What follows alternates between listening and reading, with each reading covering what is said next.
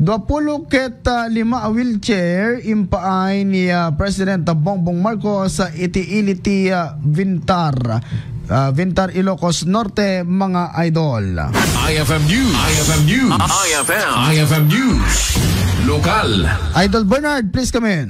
Naragsak nga impakamon ni Mayor Richard Digala nga impaayan ti 20 ket 5 nga wheelchair ti lokal gobyerno ti Vintar Ilocos Norte manipod iti opisina ni Presidente Bongbong Marcos. Sigon ken kuana ket takkel nga tulong detoy para kadigiti kakailian nang nangruna kadigiti adaan iti rangkap ti bagina wenno adaan masaksakit digitoy.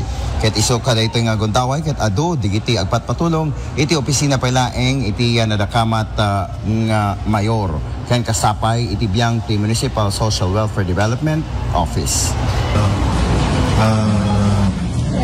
Wheelchair di kalman. So sobrang thankful kami iti panangita ulo ti Dongdong Wenta yung presidente ni Abu Bongbong Marcos kasi nagdakkel atulong dito. Although yearly agian allocate met ti local government unit iti paggatang tayo kadagiti kasapulan dagiti kakailian tayo yam jay ko natay tatayat limitado met na jay pundo tayo iso nga di kalma jay makita jay bagi mi nga 25 pieces ket sobrang naragsakan tirignak tatayat adada pala pending tayo nga mintata nag-request ket dahito tatayat hand-taping nga naited iso jay ko nagtatati DSW di tayo nga dapat ket kitain da jay talaga nga agkasapulan di init talaga nga marigatanin tano makita talaga ti DSWD tayo dapat isuda ti kamrunaan nga pangitadan kadagiti tatang wheelchair apong inted ni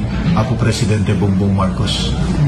Adantun sa pinitay ko sir, naka-schedule na karaman matlang dito Marcos Daily na distribution kadagitay vendors, financial assistance. Yeah, actually yung dito yung jay ano ma'am, dito yung jay handog ng Pangulo tayo.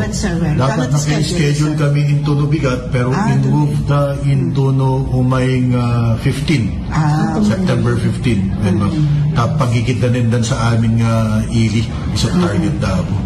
So yun, ken damang may bigat adada pa yung ambulansya handog sa Pangulo handa na ikamat karaman magtibintar ito yung president si Tiago isang damag kumam karaman tibintar. Thank you sir. Damang manipod iti iliti Vintar para iti IFM News, Idol Bernard Ver, Tatak RMN. IFM News. IFM News. IFM